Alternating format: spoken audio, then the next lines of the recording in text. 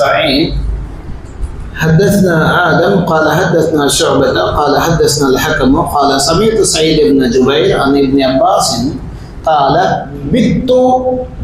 بت في بيت خالتي ميمونة بنت الحارث زوج النبي صلى الله عليه وسلم وكان النبي صلى الله عليه وسلم عندها في ليلتها فصلى النبي صلى الله عليه وسلم العشاء ثم جاء إلى منزله فصلى 4 ركعات ثم نام ثم قام ثم قال نعم الغليم أو كلمة تشبهها ثم قام فقمت عن يساره فجعلني عن يمينه فصلى 5 ركعات ثم صلى ركعتين ثم نام حتى سمعت غطيته أو خطيته ثم خرج إلى الصلاة كما ورد هذه الحديث في أبو داود برضو. అల్లాహ్ సుబ్హానహు వ తఆలా మనందరికీ సలాత్ అల్-ఇషా స్వీకరించుగాక. సోదరులారా, సహీ బుఖారీ గ్రంథం నుండి కితాబుల్ ఈమాన్, సహీ బుఖారీలో కితాబుల్ ఈమాన్ పుస్తకం, గ్రంథంలో పుస్తకం.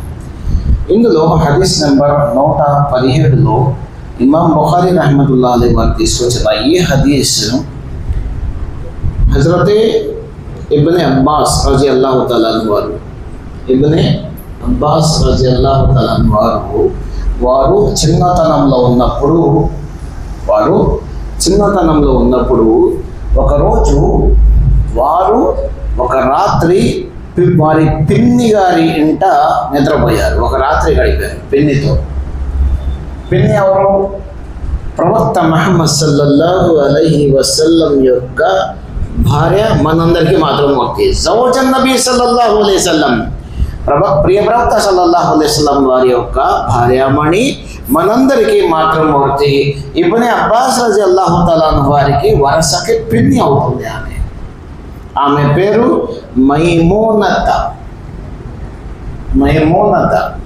మైమూనత బింతిల్ హారిస్. చూసారా, స్త్రీ పేరు రాగానే తండ్రి పేరు వచ్చేసింది. ఎవరైనా పురుషుడైనా స్త్రీలైనా పేరు వచ్చాక తండ్రి పేరు ఖచ్చితంగా రావాలి. తండ్రి పేరుతోనే ప్రచారం అవ్వాలి మనిషి. కానీ దురదృష్టవశాత్తు తండ్రి పేరు పక్కన పెట్టేసి మద్రసాల పేర్లు బ్రాకెట్లో చేర్చడం అనేది అది కూడా ఒక రకమైన బిద్దతే. నిర్మోహమాటంగా చెప్పగలం, ఉన్న విషయం ఉన్నట్లుగా చెప్తే. ఇక్కడ చూడండి, హజరతే మైమునా మాతృమూర్తి రజియల్లాహు అన్హా, ఆమె ప్రియ ప్రవక్త సల్లల్లాహు అలైహి వసల్లం యొక్క భార్య మరియు ఆమె హారిస్ యొక్క కుమార్తె. హారిస్ తండ్రి పేరు కూడా వచ్చింది. అయితే హజరత్ ఇబ్నే అబ్బాస్ అంటున్నారు, ఏ రాత్రి అయితే నేను నా పిన్ని గారింట రాత్రి పడుకోవడానికి పోయానో అదే రాత్రి దైవ ప్రవక్త వారికి కూడా ఈ మైమునా మాతృమూర్తి యొక్క వంతు. అయితే ప్రవక్త ముహమ్మద్ సల్లల్లాహు అలైహి వసల్లం వారు ఇషా నమాజ్ చదివి ఇంటికి వచ్చారు. ఎక్కడికి?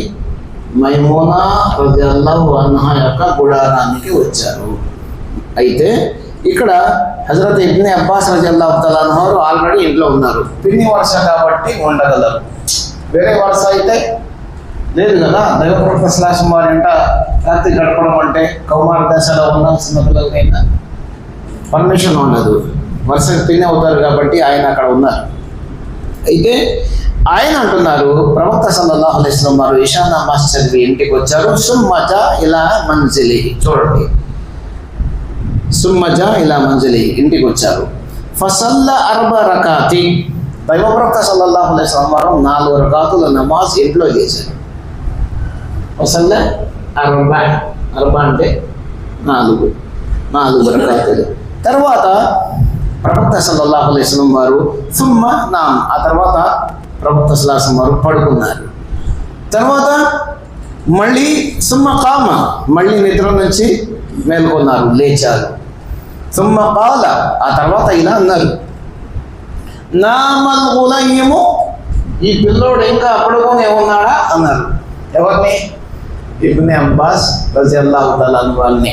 ఈయన అంటున్నారు ఇబ్నే అబ్బాస్, ఔ కలిమతన్ తుష్బిహుహా, ఈ పిల్లోడు ఇంకా పడుకోనే ఉన్నాడా అన్నట్లుగా అదే మాట అన్నారా, లేదా ఇంకొక మాట అన్నారు, అర్థం మాత్రం అదే వచ్చేటట్లుగా అన్నారు. ఈ పిల్లవాడు ఇంకా పడుకొని ఉన్నాడా అనే అర్థం వచ్చేటట్లుగా, అది కానీ వేరే మాట కానీ అర్థం ఇలా వచ్చేటట్లుగా అన్నారు. తర్వాత సుమ్మ కామ ఫకుంతు అన్ యసారిహి, ప్రవక్త సల్లల్లాహు అలైహి వసల్లం వారు వజూ చేసి నమాజ్కు నిలబడ్డారు. నేను వెళ్ళి వజూ చేసుకొని ప్రవక్త సల్లల్లాహు అలైహి వసల్లం వారితో పాటు నమాజ్లో పాల్గొన్నా. ఏ నమాజ్ ఇది? ఇంట్లో అండి. ఇషా నమాజ్ చేసి వచ్చారండి. ఇషా నమాజ్ ఇంటికి చేసి వచ్చారు. ఇంటికి వచ్చారు, వచ్చి 4 రకాతులు చదివారు. గుర్తుపెట్టుకోండి భాయ్, 4 రకాతులు ఇంట్లో చదివారు. ఫసల్ల 40 రకాతు, ఇంటికి వచ్చాక 4 రకాతులు చదివి పడుకున్నారు. సుమ్మ కామ, మళ్ళీ పడుకున్న తర్వాత మేల్కొన్నారు. ఆ తర్వాత మళ్ళీ నమాజులో నిలబడ్డారు. ఏం చెప్పారు? సుమ్మ కామ, నేను కూడా నా ప్రవక్త సల్లల్లాహు అలైహి వసల్లం వారితో నమాజ్లో పాల్గొన్నా. అసలు ఇబ్నే అబ్బాస్ ఇంటికి రావడానికి గల కారణమే ఇది. తహజ్జుద్ నమాజ్లో ప్రవక్త సల్లల్లాహు అలైహి వసల్లం వారితో పాటుగా నమాజ్ చదవాలి, ఇది అభిలాష అయింది. సరే, వచ్చిన ఆఫర్ ఆయనకు దొరికిందండి, మామూలు ఆఫర్. దైవ ప్రవక్త వారితో తహజ్జుద్లో నమాజ్లో నిలబడటం అంటే సోదరులారా. తర్వాత ఆయన అంటున్నారు సుమ్మ కామ ఫకుంతు అన్ యసారిహి, నేను ప్రవక్త శ్లాసం వారు నిలబడి నమాజ్ చేస్తుంటే వారి ఎడం వైపు వెళ్ళి నిలబడ్డా. అంటే ఏంటి? చిన్నపిల్లోడు కాబట్టి ఎటు నిలబడాలో కూడా తెలియని వయసు ఇది. అర్థమవుతుందండి? నేను ఎడం వైపు నిలబడ్డా. యమీన్ అంటే కుడి, యసార్ అంటే ఎడమ. నేను ఎడం వైపు నిలబడితే నా ప్రవక్త సల్లల్లాహు అలైహి వసల్లం వారు ఫజాలని అని యమీనిహి, ఇలా చేత్తో నన్ను ముందుకు తీసుకొని, లేకపోతే వెనక్కి ఇటు నుంచి తీసుకొని నా కుడి వైపుకి తెచ్చుకున్నారు. వారి కుడి వైపుకి నన్ను తెచ్చుకున్నారు. అంటే ఏంటి? ఎప్పుడైనా నమాజ్ అయిపోయిన తర్వాత మీరు వచ్చారు ఆలస్యంగా, నమాజ్ ఇషా నమాజ్ అండి, ఇది ఇషా నమాజ్ చదివాం. ఉదాహరణకి మీరు ఆలస్యంగా వచ్చారు, 4 రకాతులు మీరు మనసులో చదువుతారా, బహిర్గతంగా చదువుతారా? బహిర్గతంలో చదవాలి. ఎందుకంటే ఇది జహరీ నమాజ్. ఫజర్, మగ్రిబ్, ఇషా, ఈ 3 నమాజులు జహరీ నమాజులు, మనసులో చదవరాదు. ఎలాగైతే ఇమాం ఇక్కడ చదువుతున్నాడో అలాగే మీరు ఆలస్యంగా వచ్చిన అకామత్ చెప్పుకొని మీకు మీరే స్వయంగా నమాజు ఎలాగైతే ఇమాం చదువుతున్నాడో అలా మేము వచ్చిన సూరా, దీన్ని ఏమంటారు? జహరీ నమాజ్. అప్పుడు బయట నుంచి వచ్చిన వ్యక్తి ఏం చేస్తారు? అహో, ఈయన నమాజ్ ఫరజ్ చదువుతున్నారు కాబట్టి మీతో పాటు చేరే అవకాశం ఉంది. మీరు మనసులో చదువుకుంటే మీరు సున్నత్ చదువుతున్నారని అనుకుంటారు జనాలు, జమాత్ అవ్వదు. ఇంకో ఆయన వస్తాడు, ఆయన అక్కడ నమాజ్ స్టార్ట్ చేస్తాడు, ఇంకో ఆయన ఇటు స్టార్ట్ చేస్తాడు. ఇదే పద్ధతి కాదు. మస్జిద్లోకి వచ్చాక ఎవరైనా దొరికితే పక్కన చదివితే అప్పుడే మీరు కలుపుకుంటే సరే. ఇక్కడ ఆ సమయంలో ఒకవేళ ఎవరైనా పొరపాటున మీ ఎడమ వైపు నిలబడితే మీరు ఏం చేస్తారు? వదిలేస్తారు కదా. నమాజ్లో ఉన్నారా తరాజ్ శబ్దాలు అంటారు. కాదు, నమాజ్ స్థితిలో ఉండగానే ఆ వ్యక్తిని కుడివైపుకి లాక్కోవాలి. ఇమాం ఏదైతే నమాజ్ చదువుతున్నారో ఇమాం యొక్క కుడివైపుకి మనిషిని తీసుకోవాలి నమాజ్ స్థితిలోనే. అది ఇది. సరే, ఆ తర్వాత ఫసల్ల 40 రకాత్, మళ్ళీ ప్రవక్త శ్లాసం వారు ఫసల్ల 5 రకాతులు. ఎన్ని చదివారు? 5 అంటే 5 చదివారు. సుమ్మ సల్ల రకాతైని, మళ్ళీ 2 రకాతులు చదివారు. సుమ్మ నామ, మళ్ళీ దైవ ప్రవక్త శ్లాసం వారు పడుకున్నారు. తహజ్జుద్ నమాజ్ చదివి ఇప్పుడు తహజ్జుద్ నమాజ్ ముగిసిపోయింది, దైవ ప్రవక్త శ్లాసం వారు మళ్ళీ పడుకున్నారు. అయితే చూడండి సుబ్హానల్లాహ్, ఆయన ఏమంటున్నారు? నేను విన్న హత్తా సమీతు గతియతహు ఔ ఖతియతహు, ప్రవక్త సల్లల్లాహు అలైహి వసల్లం వారు నిద్రలో గురక పెట్టడం విన్నాను నేను. మనం ఏం చేస్తాం?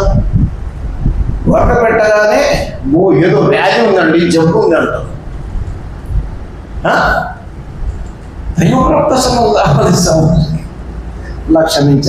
క్షమించాలి గురక